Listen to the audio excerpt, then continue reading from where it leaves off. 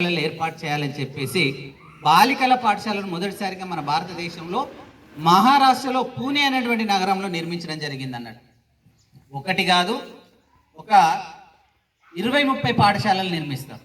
ఆనాటి సమాజాన్ని అగ్రవర్ణాలను ఎదిరించి ఆ విధంగా మన భారతదేశంలో ఆమెను సావిత్రిబాయి పూలేను మనం మన భారతదేశంలో మొదటి మహిళా ఉపాధ్యాయురాలుగా మనం సన్మానించుకోవడం జరుగుతుంది.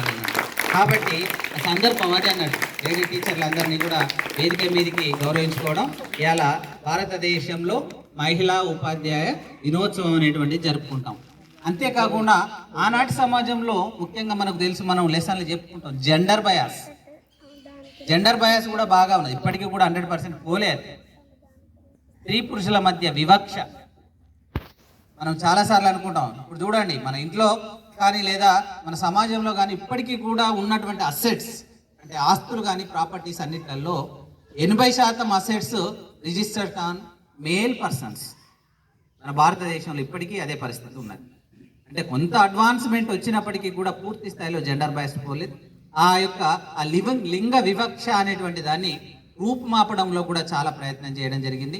అంతేకాకుండా మహిళలకు ఇప్పటికీ ఇంకా కొనసాగేటువంటి కొన్ని ప్రాంతాలలో, ఏజెన్సీ ప్రాంతాల్లో, మన ప్రాంతాలలో కూడా ముఖ్యంగా అక్కడక్కడ తండాలలో జరుగుతున్నటువంటి బాల్య వివాహాలు, ఆ బాల్య వివాహాలను కూడా అవి జరగకుండా ఉండాలని చెప్పి సావిత్రిబాయి పూలే ఆనాటి సమాజంలో ఫైట్ చేయడం అనేటువంటిది జరిగింది. అంతేకాకుండా సమాజంలో అవేర్నెస్ కల్పించడం, చైతన్యం కల్పించడం. అంతేకాకుండా ఫైనల్ వర్డ్ ఏంటంటే మహిళా సాధికారత. అంటే ఏంటిది? ఉమెన్